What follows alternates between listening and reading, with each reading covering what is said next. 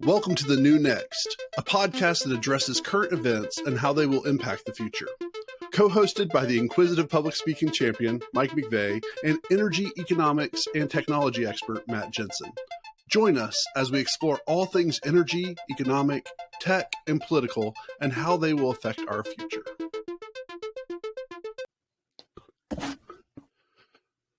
Yeah, so I guess all of that to say, ultimately, one of the reasons why I've had the pleasure of promoting 5 times in the past 10 years with the state, and I say specifically the state.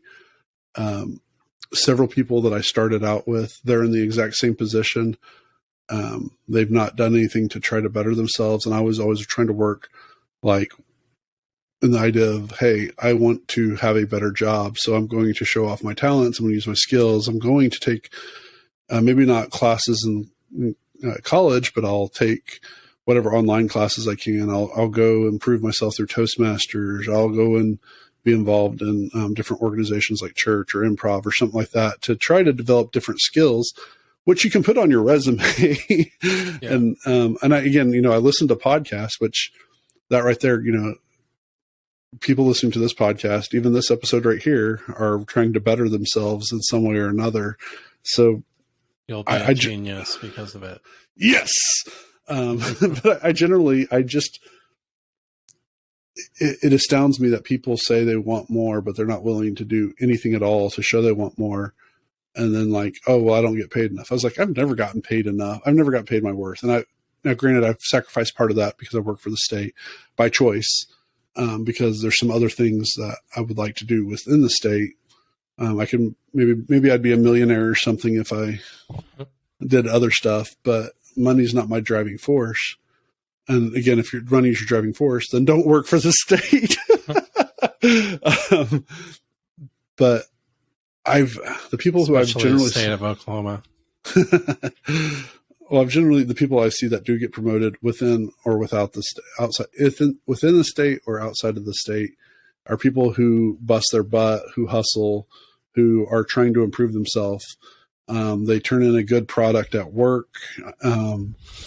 They're the kind that you depend upon. And then even though it might make it suck whenever they leave, but you're like, yeah, this person's one I'm rooting for. I want them to do well because, in fact, I kind of want them to go to my competitor because that means it's going to make our business stronger if we're going to have a chance to move forward and stuff. I've never wished ill will towards somebody who's tried to make, their world better because they're working their butt off.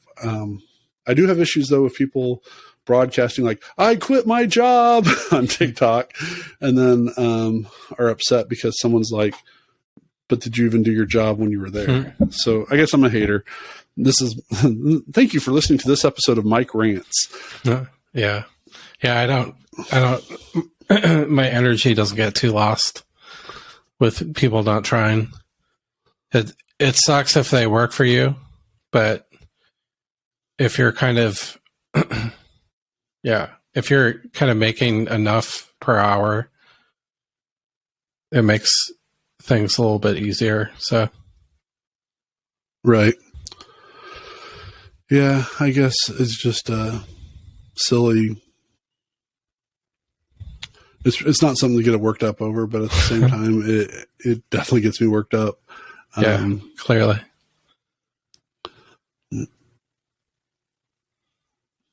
But yeah. So what's our next topic? Thanks. Thank you, Mike. As you delete this, this will be something I hold till Mike, 20 years from now, and be like, remember when you got all upset about that? And I'm like, I'm still up. No, what it reminds me of. So we're not done recording this episode.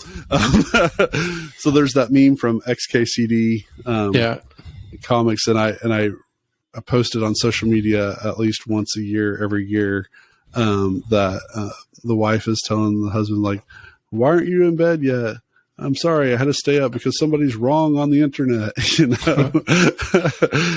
Why are you still up? Because somebody's not working hard at work and they want a raise. Yeah. Okay. Now in that episode. Well, thank you. You thought our previous episodes were bad. Now listen to Mike rant about something that none of us that are listening actually care about. But we want Mike to feel good. What are we going to rant about now, Mike? Speaking of people who won out of their salaries, the NBA. No. So this is something that maybe this will interest you a little bit more. And it does have to do with the NBA a little bit. At least that's my starting ground. So I don't know when it started exactly, but all over the past 20 years, there's been a really big push about always trying to figure out who the greatest of all time is, who is the GOAT. And this is all sports and stuff, but basketball, more than any other sport, it always gets pushed. And right now, there's like 5 or 6 people that generally get put in these categories. You have Wilt Chamberlain, Kareem Abdul-Jabbar, Michael Jordan, LeBron James, and Kobe Bryant are generally the ones that are being mentioned at this time. Every once in a while, very few people will say that. I'm not saying that there's nobody, but what about George Mikan? I'm pretty sure that very, very few people would ever say George Mikan, even though he was the original Laker to win a championship. So you can look that up, people, since most of you don't know who Minneapolis Lakers, yep, right? Yep. Back when the Lakers actually had lakes around them. But and one of the things that there's an interesting thing about how the game has changed. And NBA is one of the few games that's constantly trying to evolve. But one of the reason why this is, I think, important is the way the game has changed. And I'm kind of curious maybe to hear some of your perspectives of how the world has changed in business or energy over the past maybe 40 years or so. At the time that Magic Johnson and Larry Bird, Isaiah Thomas, that they ruled the NBA, and as Michael Jordan was starting to make his mark in the NBA, what was considered an offensive foul at the time is now what offensive players use to get to the free throw line and it's being called on the defensive player now. It used to be, as an offensive player, if you reached out and touched another player at all, it was an offensive foul, even if it didn't make them move or anything. And now you'll see offensive players use their shoulders and their heads and their arms and their legs trying to hit other players, purposely miss a shot just so that way they can get a shot at the free throw line. Mm-hmm. And there's been lots of commentary of like I'm one of the people that believe that if you're a great NBA player, it doesn't matter which era you played in, you'd probably be able to be a good NBA player in any era. That's kind of my personal take. However, I also think that if Michael Jordan played right now, he would probably be averaging 50 to 60 points a night without doing nearly as much work as he was doing when he was only getting 34 points a night because of how the rules have changed. And I was kind of maybe thinking, and I know we didn't prep this in the same way, but what are some ways that maybe the energy business specifically, but financial kind of stuff as a whole, that in the 80s, it was tough to get, maybe it was because of restrictions or regulations or something, but now you can do those exact same things and it's considered a benefit. Like, does that kind of make sense of the question I'm asking? I have no clue what you're asking, but oh, okay. Well, I'm glad my communication skills have worked out. I think kind of a general comment on what you're talking about, though, is I think that through time, whether it be sports or financial markets or stuff like that, they undergo and mimic kind of technology changes that are seen as broader changes in society. So, kind of like the Bronze Age moving up, so to speak. But like now we have industry and finance and all this stuff being innovated by the technology of like instant payments and stuff like that. Mm-hmm. And for instance, like maybe related to what you said, like in the 1980s, it was very difficult to send money overseas.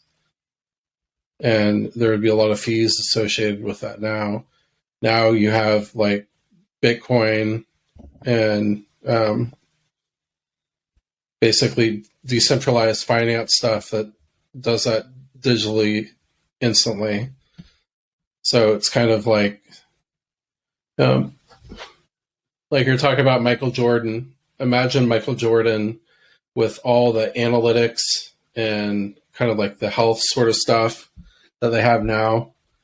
Yeah. It's but it probably wouldn't be the same either. So yeah. And I guess because like I don't know if if there's a GOAT of business and stuff. The names that I kind of think of, and I can't even remember the one guy's name because I didn't even hear of him until last year, but he's one of the ones that I want to say he came from one of the Asian countries, but he's kind of like the Warren Buffett over there or something, where, and I think he's even richer than Warren Buffett. I know you and I have talked about personally about this guy before, and that you consider him like a pretty wise investor and stuff. Moshe Son. I think that's who, yeah, SoftBank guy. Yeah, I think that's the person I'm thinking of, and I think of like Warren Buffett to a lesser extent, but even still in there, kind of like Bill Gates still has kind of this thing of where there's a stigma of because when you give out so much of your wealth and you keep on making more, even when you're giving out a certain percentage, it's like, oh man, that guy really knows what he's doing. Whether he does or doesn't, I don't know. Like, do you think the people who broke out like in the 70s and the 80s, do you think if they started those same kinds of things here in the 2020s, that they would be able to be as successful as they were then? Or do you think that they would have had a rougher time? If they had the same, I guess, creature in them, like I think generally it's never been easier time to find ways to make money now than ever before. So like just in like the internet space, getting a website with hosting back in the late 90s for these big rollouts might cost like $1 million. And now you can do that in like 20 minutes for free. So it's just gotten so easy for, like, I think COVID really demonstrated, if you just look at the restaurant industry, like the companies that really thrived were the people that were able to respond quickly with technology to kind of change up how they were doing things. Right. So it's, I don't know. I just think technology is really evolving now, and we almost have like, instantaneous calculations for anything that we want to do. Right. So it's a different environment, but I kind of feel like we're trying to do the same things that we were trying to do in the 80s. Yeah, and I know it's partially unfair, and this would also be true to the NBA to a point as well, because you have, if you don't have the Apple II, you don't have Windows, some of that stuff, we wouldn't have we might have still gotten to the same spot, but it might have taken longer. Or who knows, maybe it would have been even shorter because there wouldn't have been some of the monopoly type stuff that went on with it. So it's kind of curious. It'd be kind of interesting to have, you can't really start Microsoft Windows in today's time completely from scratch. But because of Microsoft Windows, because of Microsoft Office and stuff, it's allowed for other things that are similar that you can do now. And I would assume that same kind of stuff with Warren Buffett and the guy, I'll never remember his name until I do. Like the way they invested in stuff. So like there's people that basically like sell templates online for like arts and crafts and stuff like that. Mm-hmm. And they literally made a PDF file one time, and they uploaded it on Etsy, and then it sells and they collect money. Kind of like you did with your book, right? You loaded it up and then it kind of just takes care of itself. It's amazing how simple some of the stuff has gotten. And I think more in any time in history, it's more message than necessarily access these days. Right. So it's really switched that stuff up, and in terms of business sort of stuff. Yeah, that makes sense, because if you had the technology in the 80s and the 90s, it really didn't matter how crappy your product was if you're the only one that had it. Yeah. You know, something that people want. If you would like to learn more about the New Next podcast, find us at thenewNextPodcast.com, where you can suggest a topic you would like for us to cover. If you enjoyed what you heard, share the podcast, tell a friend about it, or rate us with 5 stars.